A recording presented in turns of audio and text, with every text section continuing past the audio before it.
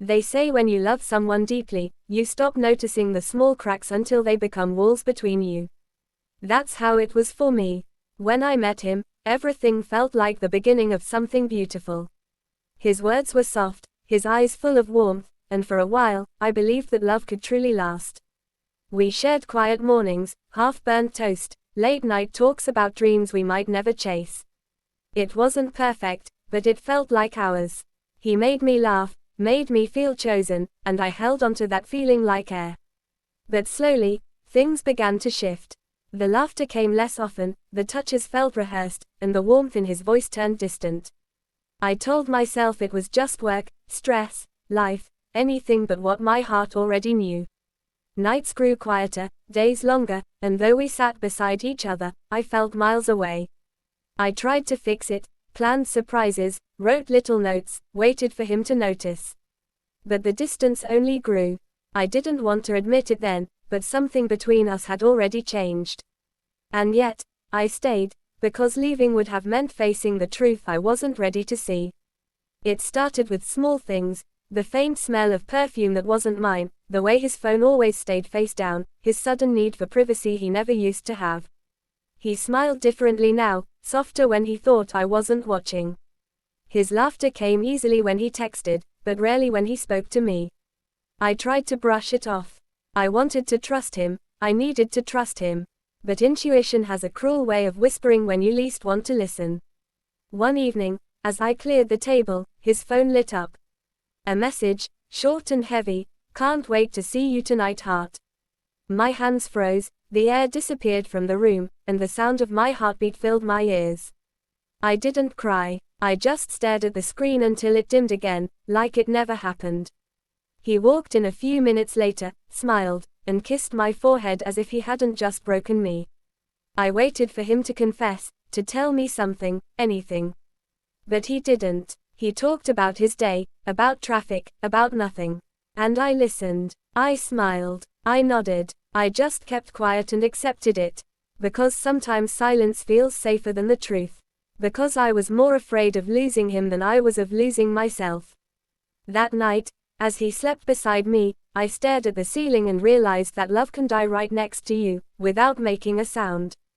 Days turned into weeks, and I carried my silence like a secret no one could see.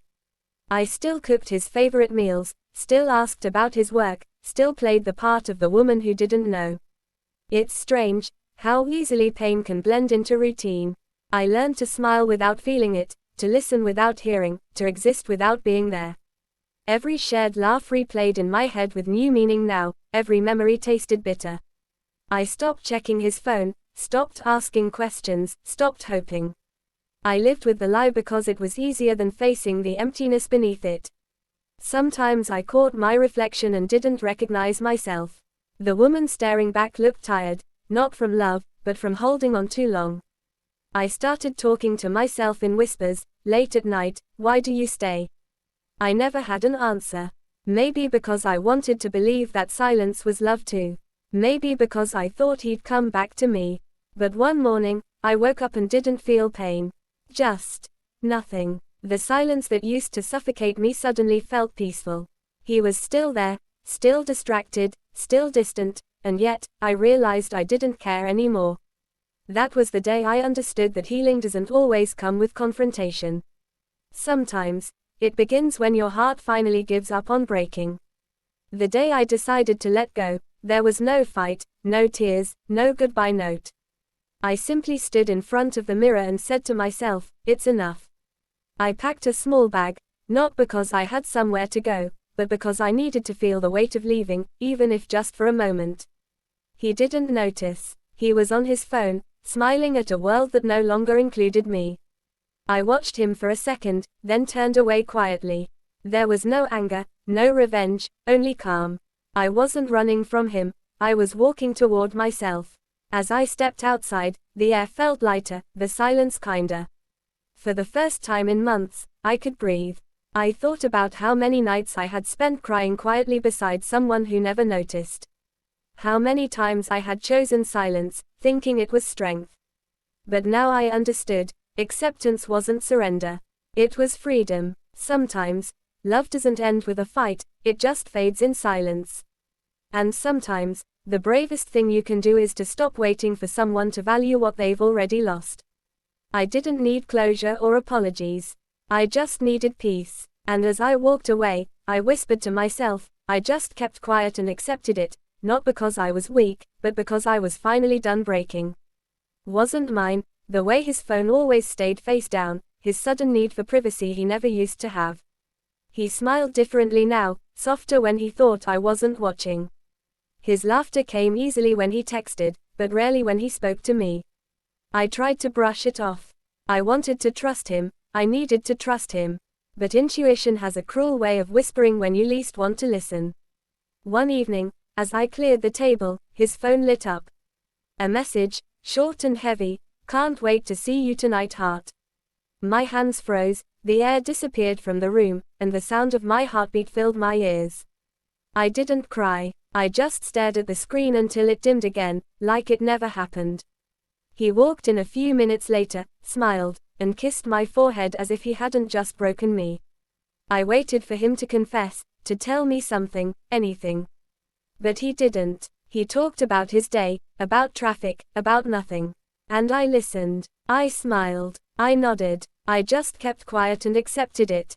Because sometimes silence feels safer than the truth. Because I was more afraid of losing him than I was of losing myself. That night, as he slept beside me, I stared at the ceiling and realized that love can die right next to you, without making a sound. The next morning, he acted as if nothing had changed. Maybe for him, nothing had. But for me, everything was different. The way I looked at him, the way I felt his touch, all of it felt like pretending. I watched him laugh, watched him live his life so freely, while I drowned in secrets he didn't even know I knew. I wanted to scream, to ask why, to beg for honesty, but I didn't. I stayed quiet, because sometimes, silence is the only shield left when words would only shatter you more. That night, I sat by the window long after he had fallen asleep, listening to the sound of the city breathing outside. Lights flickered, cars passed, and I wondered how something so ordinary could go on when my world had stopped. I thought about love, how it begins like sunlight, bright and warm, and how, without warning, it fades into something cold and colorless. I realized then that I wasn't just afraid of being alone. I was afraid of accepting that maybe I already was. Answer: I did what I always did, I kept quiet, and accepted it. Days turned into weeks, and I carried my silence like a second skin, invisible, heavy, and impossible to remove. Every morning began the same way, his alarm, his rushed coffee, his distracted smile. I still cooked his favorite breakfast, even though he barely noticed. I still asked how his day was, even though I already knew the answer would be short. It was easier that way, easier to live in the illusion than face the wreckage of the truth. I learned how to pretend.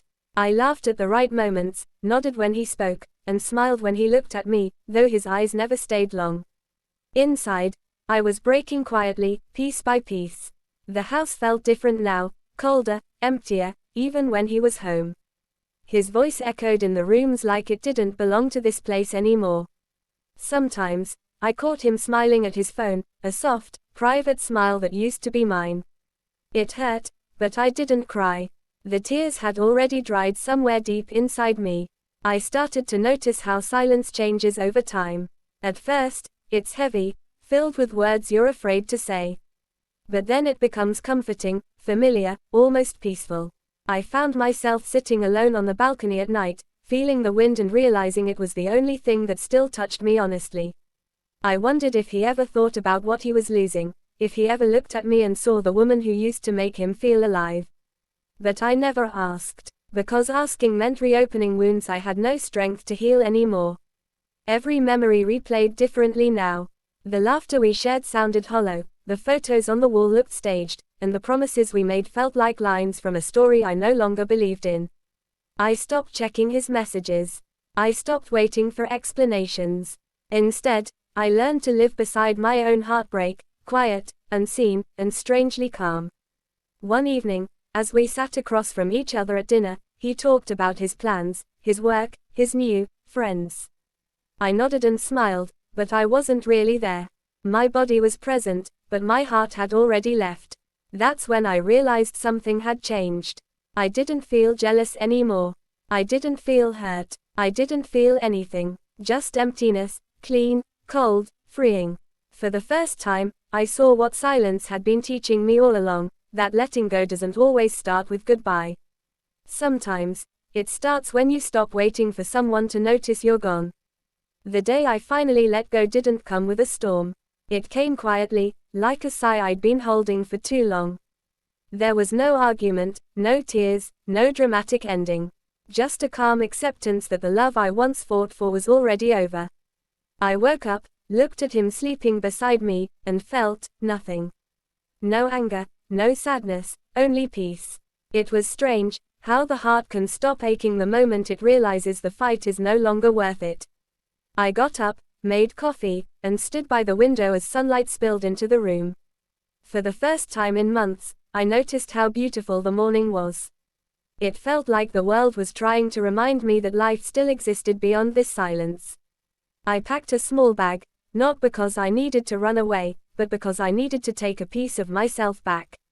I didn't write a note, didn't explain, didn't wait for him to notice. He was scrolling on his phone, lost in his own little world, and I realized how far apart we'd drifted, not just in love, but in soul. I stepped outside and felt the cool air touch my face. It was like breathing again after being underwater for too long. Every sound, the wind, the birds, the hum of the city, felt louder, sharper, more alive. I walked without looking back, and with every step, I felt lighter. I thought about all the nights I had spent lying next to someone who never saw my pain, all the times I chose silence because I was afraid of losing him. But in truth, silence had been saving me. It had been teaching me to listen, not to him, but to myself. Sometimes, love doesn't end with anger or closure. Sometimes, it ends with quiet understanding that what once felt like forever was never meant to be. I used to think acceptance meant surrender, but now I know it means freedom. I didn't need revenge. I didn't need apologies. I just needed peace, and that peace began the moment I stopped needing to be understood by someone who had already stopped hearing me. As I walked away from the life I once begged to hold onto, I whispered the words that had haunted me for so long, but now, they sounded different, softer, stronger, whole. I just kept quiet and accepted it, not because I was weak, but because I was finally done breaking.